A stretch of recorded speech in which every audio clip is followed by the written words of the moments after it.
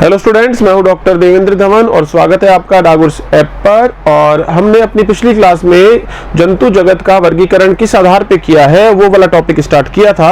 उसमें हमने वर्गीकरण के 3 आधारों की बात कर ली थी। पहला था कि शरीर संगठन के आधार पर जंतुओं का वर्गीकरण, दूसरा था शरीर नियोजन के आधार पर, बॉडी प्लान के आधार पर, और तीसरा जो वर्गीकरण का आधार था वो हमने पढ़ा था सम्मिति के आधार पर, सिमेट्री, कि सम्मित जंतु है या असम्मित है या अरीय समिति वाले हैं, द्विपार्श्व समिति वाले। तो ये टॉपिक हमने पढ़ा था। आज जो हम अपना टॉपिक स्टार्ट कर रहे हैं वो है जनन स्तरों के आधार पर, जर्म लेयर्स के आधार पर जंतुओं का वर्गीकरण। तो यहाँ पर सबसे पहले हमें यहाँ पर कुछ ब्रीफ में ये जानना जरूरी है पहले कि आखिर जनन स्तर है क्या।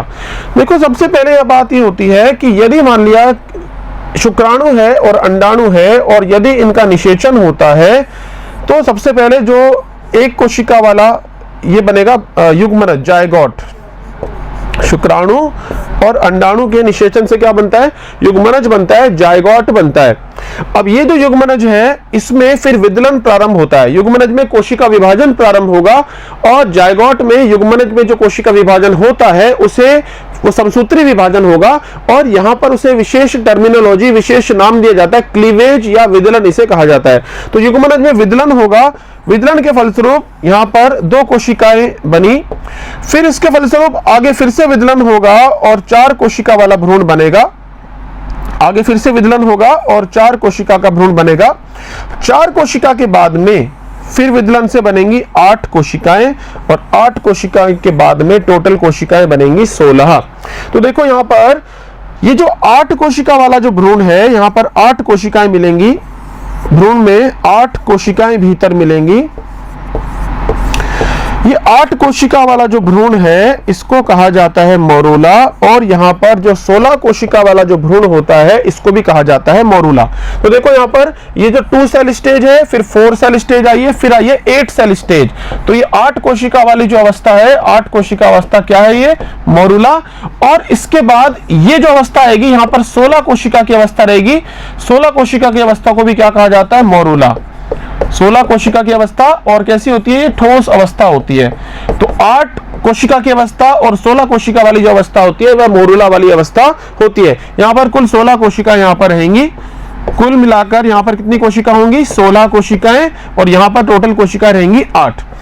मोरूला के बाद, जैसे यहाँ पर हमने कहा 8 कोशिका और 16 कोशिका, मोरूला के बाद फिर बनती है 32 कोशिका वाली अवस्था, 32 सेल्स, और ये होती है खोखली, होलो। ये वाली जो अवस्था थी मोरूला की, ये कैसी है? ठोस अवस्था है। मोरूला ठोस अवस्था वाला है। लेकिन अब ये खोखली अवस्था बनेगी। तो मोरूला के बाद ये खोखली अवस्था जो बनती है इसको नाम दिया जाता है क्या? ब्लास्टुला। तो मोरूला के बाद क्या बनता है? मोरूला के बाद बनता है ब्लास्टुला। अब ब्लास्टुला में 32 कोशिकाएं हैं, गोलाकार संरचना है, एक बिल्कुल गोलाकार संरचना, अंदर से खोखली, अंदर की गुहा भी है वहां पर। अब क्या होगा? इसके बाद और कोशिका विभाजन जब होंगे तो यहां से कुछ कोशिकाएं भीतर की तरफ गति प्रारंभ करेंगी। और यहां पे हम देखते हैं, यदि मान लिया एक गुब्बारा है, बिल्कुल गोल गुब्बारा हमारे पास, और हम उस गुब्बारे में नीचे से उंगली से उसको दबाव लगाएं, गुब्बारे में उंगली से यदि दबाव लगाएंगे तो हम देखते हैं ये जो हमारी यहाँ पे हम उंगली यदि लगाएंगे तो उंगली की वजह से ये गुब्बारे का ये वाला भाग क्या चला जाएगा? भीतर की तरफ चला जाएगा। ठीक इसी प्रकार से ब्लास्टुला जो है, जो ब्लास्टुला है, ब्लास्टुला में कोशिकाएं इस प्रकार से गति अंदर की तरफ करती हैं, यहां से इस प्रकार से वहां पे कोशिका विभाजन भी लगातार होगा और गतियां भी होंगी कि यहां पर इस प्रकार से ये एक यहाँ पे एक मुख का निर्माण हो जाएगा और इस मुख को भी हम कहते हैं ब्लास्टोपोर। अब इसके बाद क्या अवस्था आती है? ब्लास्टुला के बाद बनता है गैस्ट्रुला। ये जो विभिन्न गतियां होंगी, विभिन्न गतियों के बाद अब ये अवस्था आ जाएगी और ये जो अवस्था आ जाएगी ब्लास्टुला के बाद, इस अवस्था को बोला जाएगा गैस्ट्रुला। देखो हमने क्या कहा? ये है निषेचित अंड, 2 कोशिका अवस्था, 4 कोशिका अवस्था, 8 कोशिका अवस्था, मोरूला। 8 कोशिका अवस्था मोरूला, ठोस है। 16 कोशिका वाला भी क्या होता है? मोरूला ही होता है, ठोस। फिर 32 कोशिका वाला बन गया ब्लास्टुला, जो कि होती है खोखली संरचना, होलो खोखली संरचना। ब्लास्टुला से बनता है गैस्ट्रुला विभिन्न प्रकार की गतियों के द्वारा। गैस्ट्रुला अवस्था जब बन जाती है, ये गैस्ट्रुला अवस्था, गैस्ट्रुला अवस्था में जो कोशिकाएं मिलती हैं वह कोशिकाएं तीन प्रकार की परतों में व्यवस्थित हो सकती हैं या फिर 2 प्रकार की परतों में व्यवस्थित हो सकती है। अब यहां पर अपना अगला पॉइंट यह आएगा कि गैस्ट्रूला जो बन गया, मैंने यहां पर बोला कि गैस्ट्रूला के अंदर 3 प्रकार की परतें मिल सकती है। यहां पर क्या मिल सकती है? 3 प्रकार की परतें, और वह परतें क्या कहलाती हैं? जनन स्तर। 3 प्रकार की परतें मिलती हैं और वह परतें क्या कहलाती है? जनन स्तर। इसका मतलब है गैस्ट्रूला में 3 प्रकार के जनन स्तर मिल सकते हैं, और गैस्ट्रूला में ही 3 ना होकर 2 प्रकार के जनन स्तर भी मिल सकते हैं। और यही वर्गीकरण का आधार भी रहता है कि यदि यहां पर 2 प्रकार के जनन स्तर मिले, यदि गैस्ट्रूला में 2 प्रकार के जनन स्तर मिले, एक्टोडर्म एवं एंडोडर्म, 2 प्रकार की परतें मिले, एक एक्टोडर्म जो शरीर का बाहरी ढांचा मुख्यतः बनाने का काम करेगी, देह भित्ति बनाने का काम मुख्यतः होगा, अन्य काम भी है, बाहर वाली एक्टोडर्म, अंदर वाली एंडोडर्म। यदि 2 प्रकार की परतें मिलेंगी तो जो जंतु होंगे उन्हें डिप्लोब्लास्टिक या द्विकोरकी जंतु कहा जाएगा, और यदि 3 प्रकार की परतें मिलेंगी गैस्ट्रूला में तो कहा जाएगा ट्रिप्लोब्लास्टिक या त्रिकोरकी जंतु। तो जनन स्तरों के आधार पर जो जंतु होते हैं 2 प्रकार के हो सकते हैं, डिप्लोब्लास्टिक प्रकार के जंतु और ट्रिप्लोब्लास्टिक प्रकार के जंतु। यहां पर हमने एक बात बोली कि जो गैस्ट्रूला है, गैस्ट्रूला में जनन स्तर बन जाते पहली बार। यदि हमसे कोई पूछेगा कि जनन स्तरों का निर्माण कहां पर होता है, तो जनन स्तरों का निर्माण होता है गैस्ट्रूला अवस्था में। और गैस्ट्रूला अवस्था में जो जनन स्तर बनते हैं वो या तो 2 परत वाले हो सकते हैं, एक्टोडर्म एंड एंडोडर्म, या फिर हो सकते हैं 3 परतों वाले, एक्टोडर्म, एंडोडर्म, और उनके बीच में तीसरी परत जो होती है वो होती है मेसोडर्म। तो ये वाला जो चित्र है, मुझे उम्मीद है आपको समझ में आ रहा होगा कि ये डायग्राम क्या है। युग्मनज से लेकर गैस्ट्रूला तक के निर्माण को दिखाया हुआ है, और गैस्ट्रूला में जनन स्तरों का निर्माण होता है। अब यहां पर जो अगला पॉइंट है, हमने बोला कि 2 प्रकार के जंतु होंगे। एक प्रकार के जो जंतु हैं उन्हें बोला गया है द्विजनन स्तरीय जंतु, द्विजनन स्तरीय या डिप्लोब्लास्टिक द्विजनन स्तरीय जंतु, या दूसरे जो इसके अगले आएंगे वो रहेंगे ट्रिप्लोब्लास्टिक त्रिजनन स्तरीय। देखो, अब डिप्लोब्लास्टिक या द्विजनन स्तरीय जंतुओं में खास बात क्या होगी, इसमें यदि हम जंतु के शरीर को देखेंगे, देखो ये सबसे अंदर की बात, तो ये इसको हम कह सकते हैं कि ये तो आहार नाल वाला भाग है, आहार नाल का भाग है, या ये गुहा है। और ये गुहा क्या है? जो आहार नाल की जो गुहा होती है वह ये है। इसके पास ये जो हिस्सा दिखाई दे रहा है, ये ब्लैक वाला हिस्सा जो यहाँ पे मैं रेड कलर से इसको बना रहा हूं, ये वाला जो भाग है ये है आहार नाल बनाने वाला भाग, या हम कहें कि आहार नाल बनाने वाली जो दीवार है वो ये दीवार है। तो ये जो दीवार है यहाँ पर, ये वाला जो भाग है, ये वाला भाग बना होता है एंडोडर्म का। हम द्विकोरकी जंतुओं की बात करें कि द्विकोरकी जंतु यदि कोई है, सबसे भीतर उसका हमने क्रॉस सेक्शन काट के देख रहे हैं, उसके क्रॉस सेक्शन में सबसे भीतर तो मिलेगी गुहा। सबसे भीतर क्या रहेगी? गुहा रहेगी। उस गुहा के बाहर, उस गुहा की जो दीवार है वह दीवार किसकी बनी रहेगी? एंडोडर्म की बनी रहेगी दीवार। सबसे शरीर की सबसे बाहर की जो देह भित्ति है वह बनी रहेगी एक्टोडर्म की। सबसे बाहर की जो देह भित्ति है किसकी बनी रहेगी? एक्टोडर्म की। और मुख्यतः क्या बनाने के काम आएगी है? यह देह भित्ति बनाने के काम आएगी एक्टोडर्म। तो सबसे अंदर की परत मिलेगी एंडोडर्म की, बाहर की परत मिलेगी एक्टोडर्म की, और ये 2 जनन स्तर यहाँ पे मिलेंगे। इन दोनों परतों के बीच में ये जो एक तीसरी परत मिल रही है हमको, पिंक ये जो कलर यहाँ पे दिख रहा है, ये तीसरी परत जो होती है ये बिना कोशिका वाली होती है। इसको कहते हैं अकोशिकीय परत है, अकोशिकीय। इस परत का नाम होता है मीजोग्लिया। ये जो तीसरी परत है इसको क्या कहते हैं? मीजोग्लिया। लेकिन ये कोई मीजोडर्म वाली परत नहीं है। तो जो द्विजनन स्तरीय जंतु होते हैं इनमें 2 जनन स्तर मिलेंगे। कितने जनन स्तर मिलेंगे? 2। और जनन स्तर कौन से रहेंगे? एक रहेगा वहां पर बाहर वाला रहेगा एक्टोडर्म, और दूसरा क्या रहेगा? एंडोडर्म। और प्लस इनमें क्या मिलने वाली है? इनमें मिलने वाली है मीजोग्लिया। तो ये जो ऐसे जंतु होते हैं जिनमें केवल 2 जनन स्तर मिलते हैं, ऐसे जंतुओं को डिप्लोब्लास्टिक कहा जाता है। अब इंपॉर्टेंट बात यह है कि आखिर में ये डिप्लोब्लास्टिक जो जंतु हम कह रहे हैं, इस डिप्लोब्लास्टिक वाले जंतु आखिर में कौन कौन से संघ में ये डिप्लोब्लास्टिक जंतु मिलेंगे। तो देखो यहाँ पर एक बात है कि सबसे पहले जब एनिमल किंगडम स्टार्ट होता है, हम देखते हैं पोरीफेरा वाले जंतु होते हैं। पोरीफेरा जंतुओं में ये पोरीफेरा जंतु हैं, और पोरीफेरा जंतुओं में क्या आते हैं, स्पंज आते हैं। मुख्यतः क्या आता है, स्पंज है। तो पोरीफेरा के जंतु क्या होते हैं, द्विजनन स्तरीय डिप्लोब्लास्टिक जंतु होते हैं। वहां पर दो ही वहां पर जनन स्तर मिल रहे हैं। पोरीफेरा के बाद जो अगला जो सिलेंट्रेटा, ये सिलेंट्रेटा वाले जो जंतु हैं, ये सिलेंट्रेटा वाले जो जंतु हैं, ये भी क्या रहेंगे, द्विजनन स्तरीय रहेंगे। यहां पर भी दो जनन स्तर ही मिलेंगे। और ये जो तीसरा है, ये है टीनोफोरा। तो ये टीनोफोरा वाले जो जंतु हैं, ये भी कैसे रहेंगे, द्विजनन स्तरीय। तो ऐसे में सीधे सीधे हमको याद रखना है कि आखिर में द्विजनन स्तरीय जंतुओं के कौन कौन से संघ हैं, पोरीफेरा, सिलेंट्रेटा और टीनोफोरा। टीनोफोरा तक क्या मिलेंगे, द्विजनन स्तरीय जंतु मिलेंगे। टीनोफोरा के आगे जब हम जाएंगे, प्लेटीहेल्मिन्थीज, एस्केहेल्मिन्थीज और आगे कॉर्डेटा तक, वहां पर हमको मिलेंगे त्रिजनन स्तरीय ट्रिप्लोब्लास्टिक जंतु। तो अपने को ये बहुत इंपॉर्टेंट पॉइंट है, याद रखना है। ये डायग्राम एनसीईआरटी का है, एनसीईआरटी में दिया हुआ है ये वाला डायग्राम। इसमें सबसे बाहर एक्टोडर्म है। आपको एग्जाम में सीधे सीधे डायग्राम भी दिया जा सकता है, पूछ लेंगे सबसे बाहर की परत एक्टोडर्म, सबसे अंदर की एंडोडर्म, और बीच की देखो यहाँ कोई कोशिका नजर नहीं आ रही। बीच की परत में आपको कोई कोशिका नजर नहीं आ रही है। यहाँ पे कोशिका बनाई नहीं हुई है, क्योंकि बीच की परत जो होती है मीजोग्लिया होती है। हालांकि इसमें कुछ कोशिकाएं तैरती रहेंगी, लेकिन उनका मेसोडर्म से कोई संबंध नहीं है, क्योंकि मेसोडर्म तो यहां पर बनी हुई ही नहीं है। तो ये पॉइंट आपको याद रखना पड़ेगा कि द्विजनन स्तरीय जंतु क्या होते हैं, और उनके उदाहरण आपको याद रखने पड़ेंगे। पोरीफेरा, सिलेंट्रेटा और टीनोफोरा क्या होते हैं, द्विजनन स्तरीय। अब द्विजनन स्तरीय के बाद जो जंतु आएंगे वो रहेंगे त्रिजनन स्तरीय ट्रिप्लोब्लास्टिक जंतु। अब देखो सीधी बात, ट्रिप्लोब्लास्टिक जंतु कौन से होंगे, इनमें जो गैस्ट्रूला बना था, गैस्ट्रूला जो अवस्था थी, गैस्ट्रूला अवस्था में 3 जनन स्तरों, 3 जनन स्तर मिलते हैं। यदि हम कहें कि गैस्ट्रूला अवस्था में 3 जनन स्तर मिलते हैं, और वो जो 3 जनन स्तर होते हैं उन्हीं से पूरा शरीर बनेगा।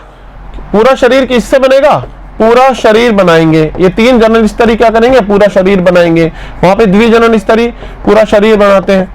तो ये जो गैस्ट्रूला अवस्था में 3 जनन स्तर मिलेंगे, सबसे बाहरी जो जनन स्तर होता है, सबसे बाहरी जो जनन स्तर मिलेगा वो क्या रहेगा, वो रहेगा एक्टोडर्म। फिर मध्य का जो जनन स्तर होगा, मध्य में जो जनन स्तर मिलेगा वो रहेगा मेसोडर्म। और फिर सबसे आंतरिक जो रहेगा, सबसे आंतरिक जो जनन स्तर रहेगा वो रहेगा एंडोडर्म। तो यहां पर इस डायग्राम में हम देखें 3 जनन स्तर मिलेंगे। जो ट्रिप्लोब्लास्टिक जो जंतु होते हैं उनमें 3 जनन स्तरों का निर्माण होता है। और जब हम बात कर रहे हैं गैस्ट्रूला में ये बन जाएंगे, आगे इन्हीं से पूरा शरीर बनेगा। एक्टोडर्म का अपना काम होता है, मेसोडर्म का अपना काम होता है, और एंडोडर्म का अपना काम होता है। सामान्यतः होता यही है कि जो आहार नाल होती है, सबसे भीतर की जो आहार नाल होती है, आहार नाल किसकी बनी होती है, आहार नाल का मुख्य जो भाग है वो किसका बना होगा, आहार नाल का मुख्य भाग एंडोडर्म का ही बना होगा। ये सबसे भीतरी वाला जो भाग है ये कोशिकाओं से बना रहेगा। ये मुख्यतः क्या ही रहेगा, सबसे भीतरी वाला भाग क्या ही रहेगा, ये एंडोडर्म का ही भाग मुख्यतः रहेगा। कैसा रहेगा ये एंडोडर्मल भाग ही रहने वाला है। फिर इसके बाद जो दूसरा भाग दिख रहा है अपने को, दूसरा जो भाग है ये वाला जो भाग हमको दिख रहा है, जिसमें ये विभिन्न कोशिकाएं दिख रही हैं, सेकंड वाला, ये कौन सा भाग हो गया, ये हो गया मेसोडर्म का भाग। और फिर सबसे बाहर का जो भाग हमको मिलेगा, ये सबसे बाहरी भाग जो है, इसकी जो कोशिकाएं हैं ये क्या रहेंगी, फिर एक्टोडर्म की रहेंगी। यदि आप सबसे बाहर क्या रहेगा, एक्टोडर्म, बीच का जो हिस्सा है, बीच का भाग ये क्या है, मेसोडर्म, और सबसे अंदर का जो हिस्सा है वो क्या हो गया, वो हो गया एंडोडर्म। तो ये डायग्राम आपको अच्छे से समझ में आ रहा होगा कि इसमें 3 परतें कौन कौन सी है। सबसे भीतर की जो काले रंग की परत है ये एंडोडर्म की है। इसके भीतर क्या है, आहार नाल की गुहा है। यदि हमसे कोई ये पूछेगा कि ये वाला भाग क्या है, ये किसकी है, ये है आहार नाल की गुहा। आहार, यदि मैं कहूं कि इसका हमसे पूछे कि ये क्या है, तो ये रहेगी आहार नाल की गुहा। ये रहेगी आहार नाल की गुहा। तो यहां पर अपने को देखो मालूम चल रहा है कि ट्रिप्लोब्लास्टिक आखिर होते कौन है। लेकिन अब एक इंपॉर्टेंट बात है कि इस ट्रिप्लोब्लास्टिक में 3 जनन स्तर तो मिलेंगे, त्रिजनन स्तरीय होते हैं, लेकिन इसके उदाहरण क्या होते हैं, कौन कौन इसमें आते हैं। तो देखो सबसे पहला हमारा एग्जाम का क्वेश्चन, पहली बार एनिमल किंगडम में पहली बार 3 जनन स्तरीय जंतुओं की शुरुआत कहां से होती है। तो प्रथम बार जो 3 जनन स्तरीय जंतुओं की शुरुआत होती है वो होती है प्लेटीहेल्मिन्थीज से। पहली बार 3 जनन स्तर कहां पे मिलेंगे, वो मिलेंगे प्लेटीहेल्मिन्थीज। पहली बार प्लेटीहेल्मिन्थीज। फिर देखेंगे इसके बाद प्लेटीहेल्मिन्थीज से लेकर प्लेटीहेल्मिन्थीज से कॉर्डेटा। तो प्लेटीहेल्मिन्थीज से लेकर कॉर्डेटा तक सारे के सारे क्या रहने वाले हैं, सारे के सारे क्या रहेंगे, ट्रिप्लोब्लास्टिक रहेंगे, 3 जनन स्तरीय रहेंगे। प्लेटीहेल्मिन्थीज से पहले वाले क्या रहेंगे, डिप्लोब्लास्टिक, द्विजनन स्तरीय। तो ये पॉइंट आपको याद रखना है कि 3 जनन स्तरीय, 3 परतें यहां पर अपने को दिख रही हैं। अब जनन स्तरों की बात हमने की, अब जनन स्तरों के आगे एक टॉपिक आएगा कि उसमें क्या होगा कि ये जो बीच की परत दिख रही है, जो मीजोडर्म, क्या मीजोडर्म, 2 एक्टोडर्म, सबसे बाहर एक्टोडर्म, भीतर की एंडोडर्म, इनके बीच में क्या रहेगी, मीजोडर्म। तो ये जो बीच की मीजोडर्म दिख रही है, क्या इसके अंदर कोई गुहा बनी हुई है या गुहा नहीं बनी हुई, इसके आधार पर अगला जो अपना टॉपिक आएगा वो देह गुहा का टॉपिक आएगा। अच्छा देखो यहां पर यदि जैसे, हालांकि अपने को अपना हिंदी मीडियम वाला बैच है, हिंदी मीडियम में अपन पढ़ा रहे हैं, लेकिन कुछ टर्मिनोलॉजी, तो जैसे ये एक्टोडर्म है, एक्टोडर्म को अपन हिंदी में, एक्टोडर्म जो शब्द मैंने बोला इसको हिंदी में बोल देते हैं बाहरी त्वचा। एक्टोडर्म को हिंदी में क्या कहते हैं, हम बाहरी त्वचा बोल देते हैं। लेकिन अब बाहरी त्वचा जो शब्द होता है वो उससे ज्यादा कॉमन शब्द क्या है, एक्टोडर्म है। ऐसे ही जो आंतरिक वाला है उसको अंतःत्वचा बोल देते हैं, लेकिन ज्यादा कॉमन क्या, एंडोडर्म। जैसे मान लिया ये कोरोना के टाइम पे जो लॉकडाउन लगा था, तो लॉकडाउन में वो जो शब्द है लॉकडाउन, लॉकडाउन की हिंदी क्या है, तालाबंदी, लेकिन कहीं ना कहीं ज्यादा प्रचलित शब्द क्या है, लॉकडाउन शब्द ज्यादा प्रचलित है। ऐसे मान लिया कि जैसे एक शब्द है, देखो एक एग्जाम हुआ था 2017 या 2017 में शायद एग्जाम हुआ था, आईएएस प्री का एग्जाम था। उस एग्जाम में हिंदी मीडियम में एक शब्द आया था और वो हिंदी मीडियम का शब्द था शल्यक प्रहार, शल्यक प्रहार। अब देखो ये जो शल्यक प्रहार जो शब्द है, अब ये हिंदी मीडियम के स्टूडेंट क्या हो गए, थोड़े कंफ्यूज हो गए, शल्यक प्रहार क्या हो गया। लेकिन इंग्लिश में, जो इंग्लिश का पेपर साथ में होता है, इंग्लिश में साथ में लिखा होता है, वहां पर फिर पढ़ा तो इसका मतलब था सर्जिकल स्ट्राइक, सर्जिकल स्ट्राइक। अब आप बताओ कि सर्जिकल स्ट्राइक अपने को ज्यादा अच्छे से कॉमनली याद होता है या शल्यक प्रहार, सर्जिकल स्ट्राइक। तो एक्चुअल में क्या है, अपने को इंग्लिश, अपने को हिंदी में तो पढ़ना ही है पूरा, लेकिन कुछ टर्म ऐसी भी होती है जो अपने को इंग्लिश में भी याद रखनी पड़ेंगी। और आपके एग्जाम में एक्टोडर्म ही लिखा आएगा, मोस्ट प्रोबेबली एक्टोडर्म ही लिखा आने वाला है, वहां पे बाहरी त्वचा, मध्य त्वचा या अंतःत्वचा नहीं आता। जनरली ऐसे जो शब्द हैं उनको, इंग्लिश मीडियम वाले जो शब्द हैं उनको हिंदी में पूरी तरीके से अपना लिया गया है। फिर भी यदि अपने को कोई दिक्कत आती है तो अपने यहाँ पे ये याद रख सकते हैं कि जो एक्टोडर्म है, एक्टोडर्म जो है उसको क्या कहते हैं अपन, उसको अपन ये भी कह सकते हैं बाह्य जनन स्तर, सीधे सीधे कह दें बाहरी जनन स्तर। फिर दूसरा क्या हो जाएगा, फिर एक हो जाएगा जो एंडो वाला हो जाएगा, वो क्या हो जाएगा, आंतरिक जनन स्तर, आंतरिक जनन स्तर या आंतःचर्म भी बोलते हैं। और एक हो जाएगा मीजोडर्म, और मीजोडर्म क्या हो जाएगा, मध्य जनन स्तर। तो थोड़ा सा याद रखना अपने को बिल्कुल ऐसा नहीं है कि अपन प्योर इंग्लिश, प्योर हिंदी के ऐसे शब्दों को भी अपन हिंदी में याद रखें, आप इसको आसानी से इंग्लिश में याद रख सकते हो। डिप्लोप्लास्टिक, ट्रिप्लोप्लास्टिक, इनमें आपको कोई दिक्कत आने वाली नहीं है। तो अब अपन आगे चलते हैं। आगे जो टॉपिक हमारा है इसी से ही निकलेगा वो टॉपिक, वो है वर्गीकरण का जो आधार, और वह जो वर्गीकरण का आधार है वह है देह गुहा की उपस्थिति या अनुपस्थिति। देह गुहा या सीलोम, ये शब्द है देह गुहा, देह गुहा को बोला जाता है सीलोम। क्या जंतुओं में सीलोम या देह गुहा उपस्थित है या सीलोम उपस्थित नहीं है। देखो होता क्या है, हम अपने शरीर की बात करें, देखो मनुष्य की शरीर जो है, मुख से लेकर एनस तक वो शरीर है। यहां पर है माउथ और यहां पर क्या रहेगा, एनस या गुदा। और मुख्यतः ये वाला भाग किसका बना होगा, ये वाला भाग बना होगा एंडोडर्म का। फिर इसके बाद ये वाला जो भाग है ये है बॉडी वाल का, तो ये वाला हिस्सा तो हो गया एक्टोडर्म का, एक्टोडर्म। और ये मुख्यतः कौन सा भाग हो गया? देह भित्ति का। ये वाला जो भाग है आंतरिक, जो उसने आहार नाल बनाई है, ये आहार नाल बनाने वाला जो भाग है, मुख्यतः ये जो भाग है, ये भाग क्या हो गए? ये भाग हो गए एंडोडर्म के, एंडोडर्म। अब देखो मनुष्य कोर्डेटा में आएगा तो मनुष्य ट्रिप्लोब्लास्टिक। अब एक्टोडर्म सबसे बाहर है, भीतर है एंडोडर्म। अब क्या होगा? तीसरी जो परत है जिसको हम बोलते हैं मेसोडर्म, हमने अभी अभी पढ़ा था कि एक्टो और एंडो के बीच में क्या भरी होती है? मेसोडर्म भरी होती है। लेकिन होता क्या है कि वो जो मेसोडर्म वाली जो परत होती है, उस परत के बीच में गुहा बन जाती है। होगा क्या?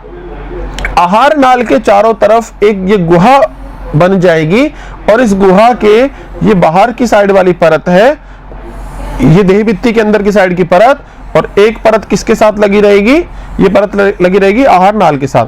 तो ये जो हरा वाला जो मैंने रंग दिखाया है, ये हरा वाले रंग से जो मैंने परत दिखा रहा हूं, ये परत कौन सी है? ये मेसोडर्म की परत है।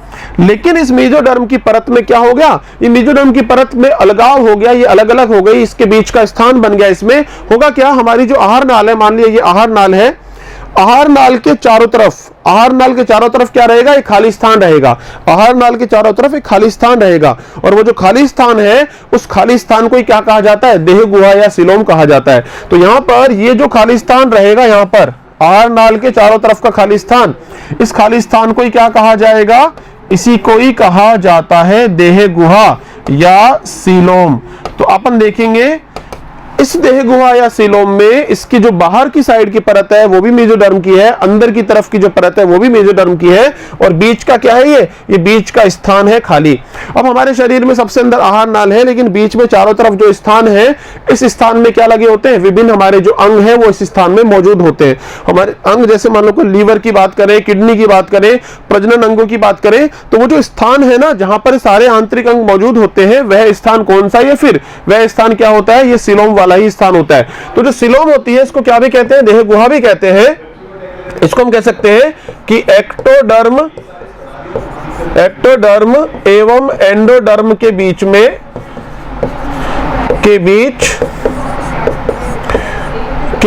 मेसोडर्म से घिरा स्थान, के बीच मेसोडर्म से घिरा स्थान देह गुहा कहलाता है। तो एक्टोडर्म एंडोडर्म के बीच में होते हैं मेसोडर्म, और मेसोडर्म वाले जो स्थान यहां बना हुआ है इसको कहते हैं देह गुहा। अच्छा, देह गुहा में क्या स्थित होता है? देह गुहा में आंतरिक अंग होते हैं, लगे होते हैं। देह गुहा में आंतरिक अंग मिलते हैं। देह गुहा में आंतरिक अंग व्यवस्थित होते हैं। देह गुहा में आंतरिक अंगों की क्या होती है? व्यवस्था। एक बात और होती है कि देह गुहा में क्या भी भरा होता है? देह गुहा में देह गुहीय द्रव भी भरा होता है। और यहां पे क्या मिलता है? देह गुहीय द्रव। देह गुहा में कुछ द्रव भी मिलता है, उसे हम क्या कहते हैं? देह गुहीय द्रव। तो ये वाला जो डायग्राम है आपको समझ में आ रहा होगा कि इसमें ऊपर है मुख, नीचे है एनस, बाहर है बॉडी वाल एक्टोडर्म की, सबसे अंदर आहार नाल एंडोडर्म की, दोनों के बीच का स्थान है। स्थान में बाहर की तरफ भी मेसोडर्म की परत है, अंदर की तरफ भी मेसोडर्म की परत है। इस डायग्राम में देखते हैं एनसीईआरटी वाले डायग्राम में, इसमें देखो सबसे बाहर की तरफ क्या मिल रही है? यहाँ पर सबसे बाहर हमको मिल रही है एक्टोडर्म। ठीक है, सबसे बाहर क्या मिल रही है? एक्टोडर्म। उसके बाद सबसे अंदर ये ब्लैक वाली जो लेयर है, सबसे अंदर ब्लैक वाली, ये रहेगी क्या? इसको दूसरी साइड लिख देता हूं। सबसे अंदर की जो परत रहेगी ये रहेगी एंडोडर्म। और ये जो परत है, ये और ये जो परतें हैं, ये किसकी परतें हैं? ये परतें हो गई मेसोडर्म की, मेसोडर्म। और बताओ यहां पर ये जो खाली स्थान है व्हाइट वाला, ये खाली स्थान बताओ क्या ये देह गुहा का या सीलोम का स्थान है कि नहीं है? ये किसका स्थान है? देह गुहा का स्थान है। यहां लिखा हुआ है सीलोम, तो ये जो खाली स्थान है ये देह गुहा का स्थान है। तो सबसे बाहर एक्टोडर्म है, उसके सबसे भीतर की तरफ एंडोडर्म है, और ये पिंक कलर से जो दिख रहा है ये है मेसोडर्म की परत। और मेसोडर्म की परत के अंदर गुहा बनी हुई है, खालिस्तान बना हुआ है। उसी खालिस्तान को क्या कहा जाता है? इसी को कहा जाता है देह गुहा। अब हमने ये जान लिया कि देह गुहा क्या है, और देह गुहा के अंदर ही अंग भी होते हैं, देह गुहा में कुछ द्रव भी होता है, इससे मेसोडर्म से ही बनता है। अब एक खास बात यह है कि देह गुहा के आधार पर क्या जंतुओं का वर्गीकरण किया जा सकता है? क्या? हाँ, जंतुओं का वर्गीकरण किया जा सकता है देह गुहा के आधार पे।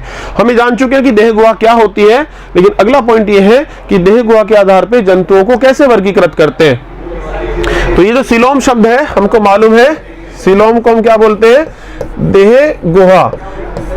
सीलोम देह गुहा। देह गुहा के आधार पर जंतुओं को किस प्रकार से वर्गीकृत किया गया है?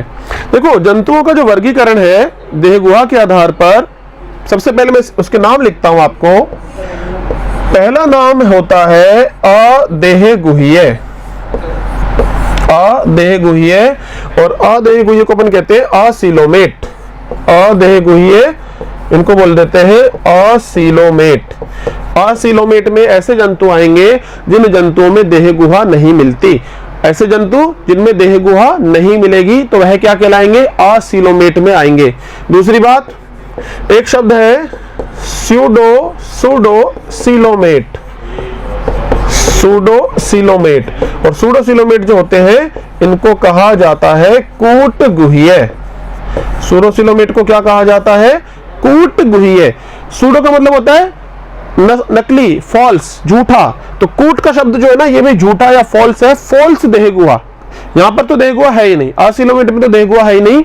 सूडोसीलोमेट में देह गुहा तो है, लेकिन वह क्या है? कूट है, वह नकली है, वह असली देह गुहा नहीं है। जैसी एक परफेक्ट देह गुहा होनी चाहिए, ऐसी नहीं है। अब इसकी बात करेंगे आगे। तीसरा जो प्रकार होता है उसको आप कहते हैं वास्तविक देह गुह्य। वास्तविक देह गुह्य, और ये जो वास्तविक देह गुह्य होते हैं इनको कहा जाता है सीलोमेट। वास्तविक देह गुह्य को क्या कहते हैं हम? सीलोमेट। वास्तविक देह गुहा वाले। देखो यहाँ पर 3 डायग्राम दिख रहे हैं। हम सबसे पहले यहां से स्टार्ट कर रहे हैं। जैसे ये निचला वाला, ये डायग्राम में क्या दिख रहा है अपने को कि अंदर, सबसे अंदर क्या मिलेगी? सबसे अंदर की परत तो रहेगी एंडोडर्म की। सबसे बाहर की परत क्या है? एक्टोडर्म की। और ये जो बीच की पिंक कलर की जो परत दिख रही है, बीच की पिंक कलर की परत है मेसोडर्म की। लेकिन यहां तो ये जो मेसोडर्म है ये पूरे तरीके से भरी हुई है। यहां पर पूरी की पूरी मेसोडर्म पूरी भरी हुई है अच्छे से, और यहां पर कोई भी गुहा दिख नहीं रही। यहां मेसोडर्म तो है, यहां पर मेसोडर्म तो है, ये पिंक कलर वाली डार्किश कलर है। तो यहां मेसोडर्म तो है, लेकिन यहां पर कोई गुहा नहीं दिख रही। तो ये वाला किसका उदाहरण है? ये उदाहरण है अदेहगुह्य का। अदेहगुह्य लिखने में थोड़ा सा अदेहगुह्य, क्योंकि यहां पर अपने को कोई देह गुहा नहीं बनी हुई। ये वाला चित्र अपन ने पहले भी देखा था। यहां पर अच्छे खासे तरीके से देखो ये देह गुहा बनी हुई है। तो ये जो उदाहरण है ये किसका उदाहरण है? ये है देह गुह्य का या सीलोमेट का। इस डायग्राम में हमको क्या दिख रहा है कि यहां पर पूरी अच्छे से देह गुहा नहीं बनी हुई है। बीच बीच में कुछ छोटी छोटी ये देह गुहा के पाउच बने हुए हैं।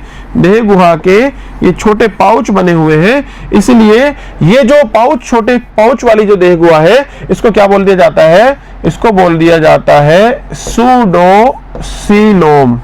इसको क्या कह दिया जाता है? इसको कह दिया जाता है सूडोसीलोम या कूटगुह्य। तो अपने को ये एनसीईआरटी का डायग्राम है, इसको पहचानना पड़ेगा। ये अदेहगुह्य वाला डायग्राम है जिसमें एक्टो एंडो के बीच मीजो है, मेसोडर्म है, लेकिन मेसोडर्म में कोई गुहा नहीं है। दूसरा वाला ये है कि एक्टोडर्म एंडोडर्म के बीच मेसोडर्म है, लेकिन मेसोडर्म ने अच्छे से कोई देह गुहा नहीं बनाई है। बीच बीच में कुछ स्थान है देह गुहा के, कुछ पाउचेस के रूप में देह गुहा मिलेगी। और तीसरा है जो वास्तविक देह गुह्य है, जिसके अंदर पूरी अच्छी खासी तरीके से देह गुहा बनी हुई है। तो 3 नाम यहाँ पे आ रहे हैं, अदेहगुह्य, कूटगुह्य और वास्तविक देह गुह्य। अब इसमें अपने को सबसे पहले अदेहगुह्य के बारे में थोड़ा सा पढ़ना है कि अदेहगुह्य जंतु कौन से हैं और किन में मिलेगी। देखो यहाँ पे अपन डायग्राम, वही वाला डायग्राम है। सबसे बाहर की तरफ क्या है? एक्टोडर्म, और एक्टोडर्म का बाहरी जनन स्तर कह सकते हैं, बाहरी जनन स्तर। फिर बीच में क्या मिलेगी अपने को? यहां पर मिलेगी मीजोडर्म मध्य जनन स्तर, और सबसे अंदर की क्या रहेगी, यहां रहेगी एंडोडर्म आंतरिक जनन स्तर। तो ये तीन अपने को दिख रहे हैं और यहां पर कोई देहगुहा उपस्थित नहीं है। तो असीलोमेट क्या होंगे, अदेहगुहे क्या होंगे, ऐसे जंतु जिनमें देहगुहा नहीं बनी होती, जिसमें ऐसे जंतु जिनमें देहगुहा नहीं मिलती, ऐसे जंतु जिनमें कोई देहगुहा नहीं है उनको कहेंगे असीलोमेट। जैसे अपन कहें, जैसे होता है प्लेटीहेल्मिन्थीज, प्लेटीहेल्मिन्थीज। तो प्लेटीहेल्मिन्थीज में क्या होता है, मीजोडर्म तो है लेकिन कोई देहगुहा नहीं है। तो प्लेटीहेल्मिन्थीज क्या होता है, मीजोडर्म उपस्थित और लेकिन देहगुहा होती है क्या, नहीं होती, देहगुहा अनुपस्थित। प्लेटीहेल्मिन्थीज में मीजोडर्म तो होती है लेकिन देहगुहा नहीं होती है। तो प्लेटीहेल्मिन्थीज क्या हो गए, अदेहगुहे हो गए। फिर और देखते हैं अपन, हम बात करते हैं जैसे पोरीफेरा, पोरीफेरा, एक है सीलेंट्रेटा और एक है टीनोफोरा। ये जो तीनों है पोरीफेरा, सीलेंट्रेटा, टीनोफोरा, ये कैसे होते हैं, ये होते हैं द्विजनन स्तरीय। क्या होते हैं, द्विजनन स्तरीय। इसका मतलब क्या होता है, इनमें मीजोडर्म मिलती है क्या, नहीं मिलती, मीजोडर्म अनुपस्थित, मीजोडर्म ही नहीं होती इनके पास। तो द्विजनन स्तरीय वालों के पास मीजोडर्म हो सकती है क्या, नहीं हो सकती, क्योंकि द्विजनन स्तरीय वालों में तो दो ही जनन स्तर होते हैं, एक्टोडर्म और एंडोडर्म। तो मीजोडर्म ही नहीं है, मीजोडर्म ही नहीं है तो देहगुहा का सवाल ही नहीं उठता है, क्योंकि जो देहगुहा होती है वह यदि है तो मीजोडर्म से ही घिरी होती है। देहगुहा यदि है तो मीजोडर्म होगी। इनके पास मीजोडर्म ही नहीं है, इसलिए इनके पास कोई देहगुहा जैसी चीज भी होने वाली है नहीं। तो देहगुहा अनुपस्थित, इनके पास मीजोडर्म भी नहीं है और इनके पास देहगुहा भी नहीं है। तो ऐसे में एक उदाहरण बता दो, ये उदाहरण बता दो कि असीलोमेट कौन हो जाएंगे, ये वाले जो जंतु हैं, ये जंतु बताओ अदेहगुहे या असीलोमेट हो जाएंगे कि नहीं हो जाएंगे। ये असीलोमेट का उदाहरण रहेगा, इन जंतुओं में कोई देहगुहा नहीं मिलने वाली। याद रखना अच्छे से कि स्टार्टिंग के जो डिप्लोब्लास्टिक वाले हैं उनमें तो देहगुहा मिलती ही नहीं है, मीजोडर्म ही नहीं है तो देहगुहा मिलने का सवाल ही नहीं है। लेकिन जो प्लेटीहेल्मिन्थीज है वो पहली बार ट्रिप्लोब्लास्टिक त्रिजनन स्तरीय जंतु वहां पर आया है, लेकिन उसमें भी देहगुहा नहीं मिलती, क्योंकि पूरी की पूरी उसकी जो मीजोडर्म है वो अच्छे से भरी हुई है, यहाँ पर कोई भी देहगुहा बनी हुई नहीं है। तो इस पॉइंट को अच्छे से रखना पड़ेगा याद में। इसके बाद बात आएगी कूटगुहीय या सूडोसीलोमेट। अब देखो कूटगुहीय जो जंतु है, कूटगुहियों का एकमात्र संघ कूटगुहीय जंतु, हमने इसमें यह होता है कि एक्टोडर्म है, सबसे बाहर क्या मिलेगी, एक्टोडर्म, सबसे अंदर क्या मिलेगी, एंडो, बीच में क्या मिलेंगी, मीजोडर्म के कुछ छोटे छोटे पाउचेस मिलेंगे, मीजोडर्म। तो सूडोसिलोम तो मिलती है लेकिन बीच बीच में छोटी छोटी सूडोसिलोम मिलती है, कोई कंप्लीट सिलोम बनी हुई नहीं होती, कंप्लीट सिलोम नहीं है। मीजोडर्म के छोटे छोटे, मीजोडर्म में छोटे छोटे पाउच मिलते हैं। तो कूटगुहीय में क्या होती है, इसमें क्या होता है, एक्टोडर्म एवं एंडोडर्म के मध्य मीजोडर्म से बने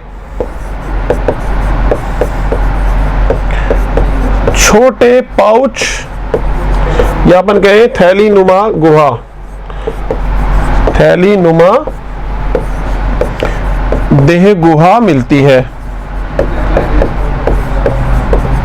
इसे फिर क्या बोल देंगे, इसे कूट देह गुहा बोल दिया जाएगा, इसे कूट देह गुहा कहते हैं।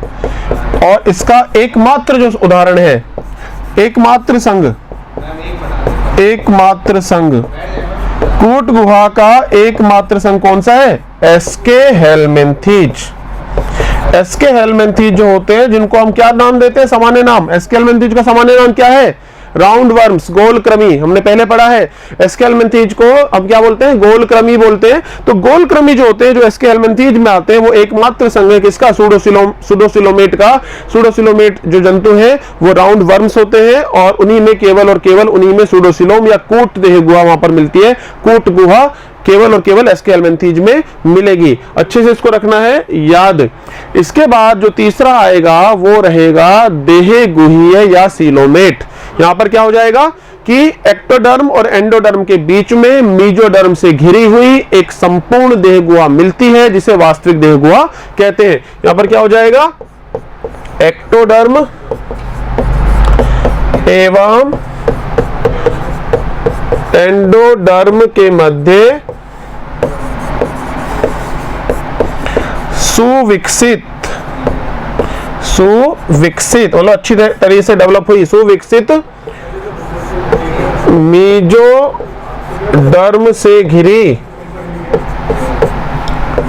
देह गुहा मिलती है।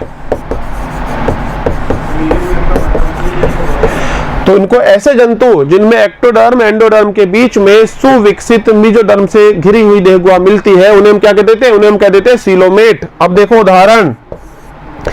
उदाहरण बताओ। देखो एस्केलमेंथीज तक तो सूडोसिलोमेट था, उसके आगे के देखते हैं अपन सारे के सारे। Annelida, arthropoda, Mollusca. इसके बाद क्या आएगा? इकाइनोडर्मेटा,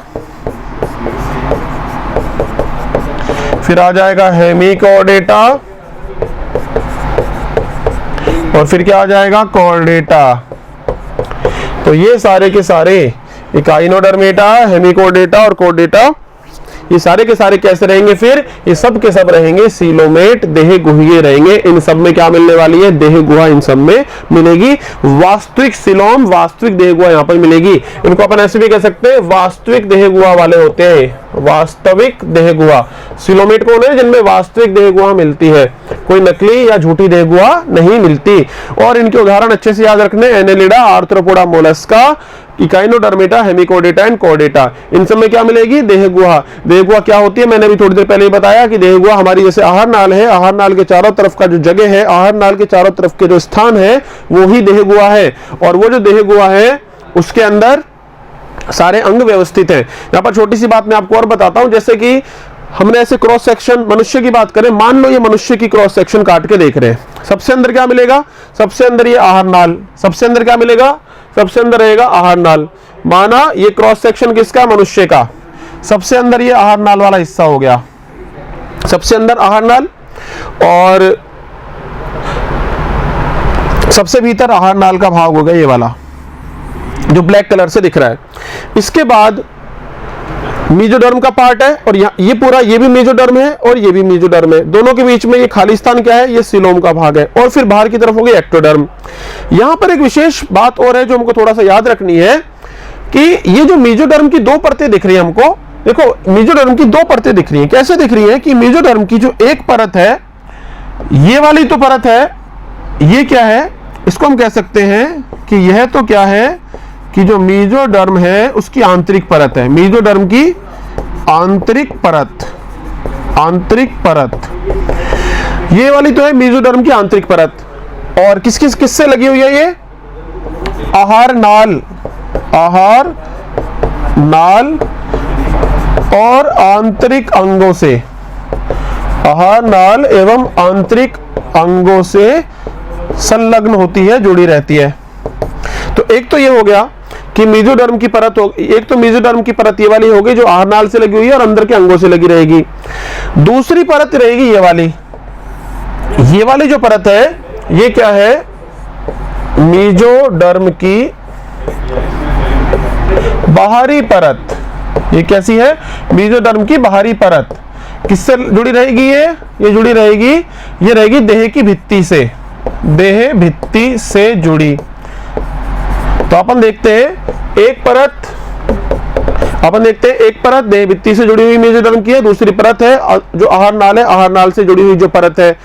अब छोटा सा नाम और याद रखना है, दो शब्द होते हैं एक शब्द दिया गया, ये जो मेसोडर्म की परत है इसको उच्च वर्ग के जंतुओं में नाम दे दिया जाता है पेरिटोनियम। ये शब्द आगे हम जब आगे पढ़ेंगे अपने जो पाचन तंत्र है और प्रजनन तंत्र है आदि में जगह जगह पर नाम आएगा पेरिटोनियम। तो जो मेसोडर्म की जो परत है, ये जो मेसोडर्म की परतें हैं इनको पेरिटोनियम कह दिया जाता है। तो जो बाहर वाली है, इस बाहर वाली को हम कह देते हैं पार्श्व पेरिटोनियम। पार्श्व पेरिटोनियम, पार्श्व का मतलब होता है साइड वाली, साइड वाली शब्द जो है ना वो होता है पार्श्व, लेटरल साइड में। तो बाहर वाली तो हो गई पार्श्व पेरिटोनियम, और अंदर की साइड में जो होती है उसको कहते हैं आंतरांगी पेरिटोनियम। अंदर वाली कौन सी होगी, उसको बोलेंगे आंतरांगी पेरिटोनियम। अब आंतरांगी पेरिटोनियम क्यों कहा जाएगा, कारण है उसका कि आंतरांगी पेरिटोनियम आंतरिक अंगों से, तो आंतरिक अंगों से जो लगी हुई मेसोडर्म की परत है उसे क्या कहा जाता है, आंतरांगी पेरिटोनियम। और ये बाहर वाली साइड में जो परत होती है इसको क्या कहा जाता है, पार्श्व पेरिटोनियम या पैराइटल पेरिटोनियम। तो ये पॉइंट हमको बहुत ही अच्छे तरीके से क्या रखना पड़ेगा, याद। आंतरिक वाली ये एक तो ये हमारी रहेगी आंतरांगी पेरिटोनियम, और एक रहेगी पार्श्व वाली लेटरल पेरिटोनियम या पैराइटल पेरिटोनियम। तो ये दो शब्द और याद रखने, और ये दोनों के दोनों किसके रहेंगे, ये मेसोडर्म के ही है। ये बहुत इंपॉर्टेंट है, आपको हो सकता है कि थोड़ा कंफ्यूजन हो तो आप रिवाइंड करके वापस भी देखना। एक इंपॉर्टेंट बात बता दूं, हम फेफड़े के हमारे लंग्स की बात करेंगे तो लंग्स के बाहर भी दो परतें रहेंगी मेसोडर्म की, लंग्स के बाहर भी ऐसे ही दो परतें रहेंगी मेसोडर्म की, उससे संलग्न, दोनों के बीच में अंतर रहेगा। हृदय के बाहर भी वही दो परतें रहेंगी मेसोडर्म की। तो ये जो मेसोडर्म वाली जो दो परतें ना हमारे पूरे शरीर में फैली हुई हैं, जहां जहां पर सिलोम का हिस्सा मिल रहा है वहां वहां पर ये मेसोडर्म की परतें फैली हुई हैं, और दो परतें होती हैं पार्श्व वाली पैराइटल पेरिटोनियम और अंदर वाली आंतरांगी पेरिटोनियम। तो यहां पर आते आते हमने इस आधार पे पूरे तरीके से पढ़ लिया कि देह गुहा के आधार पर तीन प्रकार के क्या होते हैं, देह गुहा के आधार पर तीन प्रकार के जंतु हमने बता दिए, असीलोमेट, सूडोसीलोमेट और तीसरा हो गया सीलोमेट।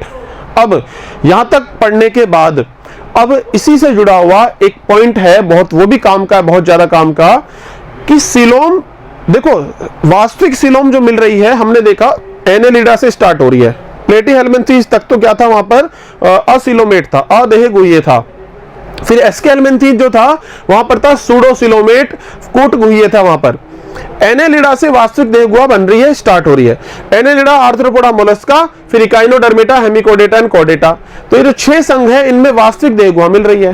लेकिन अब यहां पर एक क्लासिफिकेशन आएगा कि ये जो वास्तविक देहगुहा है इनका निर्माण, वास्तविक देहगुहा अंतिम रूप से ऐसी ही दिखेगी, लेकिन अंतिम रूप से ये जो बन रही है इसका निर्माण किस तरीके से हो रहा है। तो वास्तविक देहगुहा के निर्माण के तरीके के आधार पर फिर से देहगुहा जो निर्माण का तरीका है फिर से जंतुओं को 2 वर्ग में बांटा जाएगा।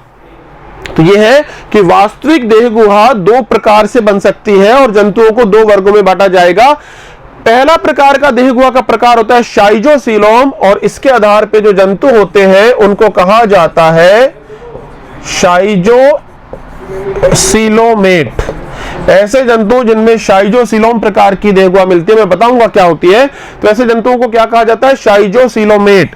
और ये जो शाइजोसीलोमेट होती है इसके 3 संघ होते हैं।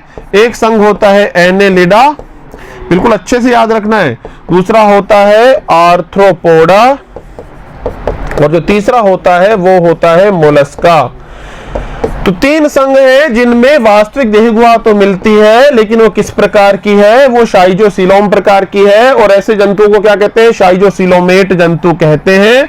और शाइजोसीलोमेट जंतुओं के जो संघ है 3 संघ है, एनेलिडा, आर्थ्रोपोडा और मोलस्का।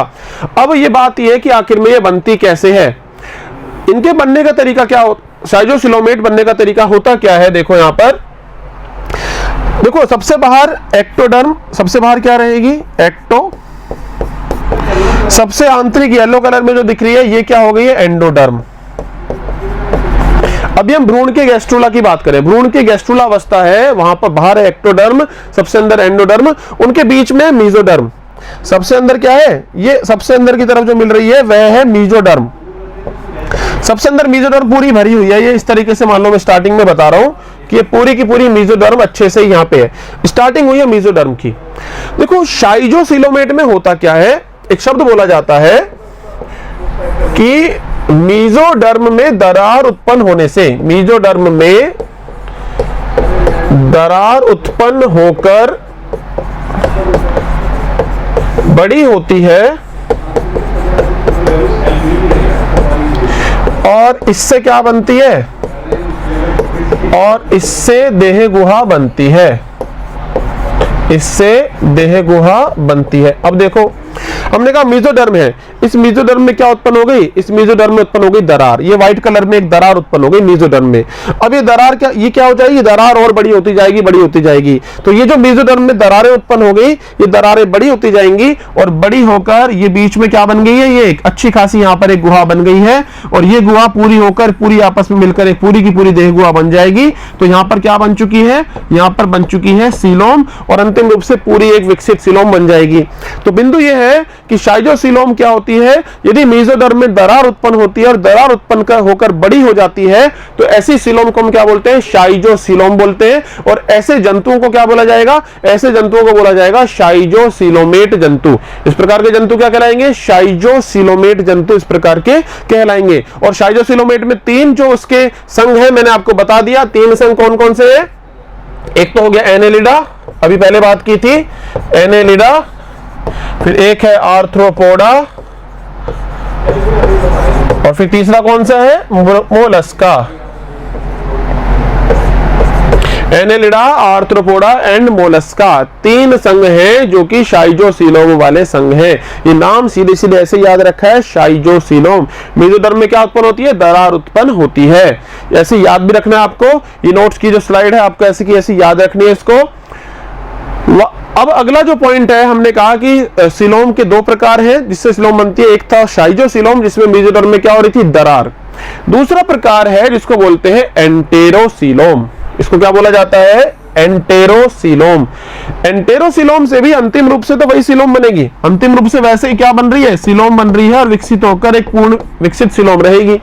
लेकिन वो बनेगी कैसे, तो बनेगी कैसे में यहाँ पे क्या होता है, देखो यहाँ पर वही है भ्रूण का जो हमने देखा कि ब्लास्टुला से गैस्ट्रुला बनता है। तो गैस्ट्रुला में तीन जनन स्तर आते हैं। यहाँ पर क्या है कि ये वाला जो हिस्सा है, ये येलो कलर वाला जो हिस्सा है, येलो कलर वाला हिस्सा जो है ये एंडोडर्म का हिस्सा है, एंडोडर्म का हिस्सा है। और ये जो बीच का स्थान है ये क्या बनने वाली है, ये बनने वाली है आहार नाल बनने वाली है। और इस आहार नाल की जो गुहा है इसको बोलते हैं एंटेरोन। यहाँ पे क्या बनने वाली है, बीच में गुहा, ये जो गुहा है, ये गुहा जो है गट लिखा है, ये क्या है, आहार नाल बनेगी, आहार नाल, एलिमेंट्री कैनाल हमारी जो आहार नाल है। तो आहार नाल बननी है, तो ये बीच की गुहा जो होती है इसको कहते हैं एंटेरोन। ये गुहा क्या है, ये एंटेरोन। तो ये और ये येलो कलर वाला जो हमको दिख रहा है ये है एंडोडर्म। अब होगा क्या कि ये जो आहार नाल है इसकी जो दीवार है, इसकी दीवार से ये मेसोडर्म के उभार उत्पन्न होंगे। ये क्या है, ये है मेसोडर्म के उभार, मेसोडर्म के उभार। इसको अपन कह सकते हैं मेसोडर्म के पाउच। उभार से भी अच्छा शब्द क्या रहेगा, मेसोडर्म के पाउच या थैली। तो ये जो एंटेरोन है, आहार नाल की जो गुहा है, इसकी जो भित्ति है, इस भित्ति तो है एंडोडर्म की, उसी एंडोडर्म वाले भाग में जो मेसोडर्म वाली कोशिकाएं अलग होंगी और मेसोडर्म के क्या उत्पन्न होने वाले, पाउच उत्पन्न होंगे, मेसोडर्म के पाउच। ये मेसोडर्म के जो पाउच हैं दोनों साइड उत्पन्न हो रहे हैं, इन पाउच में क्या होगी, वृद्धि। इन पाउच में क्या होगी, मेसोडर्म के पाउच में होगी वृद्धि। वृद्धि हो रही है, दोनों अलग हो चुके हैं। और इससे फिर क्या बनेगी, इससे फिर बन जाएगी देह गुहा। तो मेसोडर्म के पाउचों में होगी वृद्धि और मेसोडर्म के पाउच में वृद्धि होने से क्या बन जाएगी, देह गुहा बन जाएगी।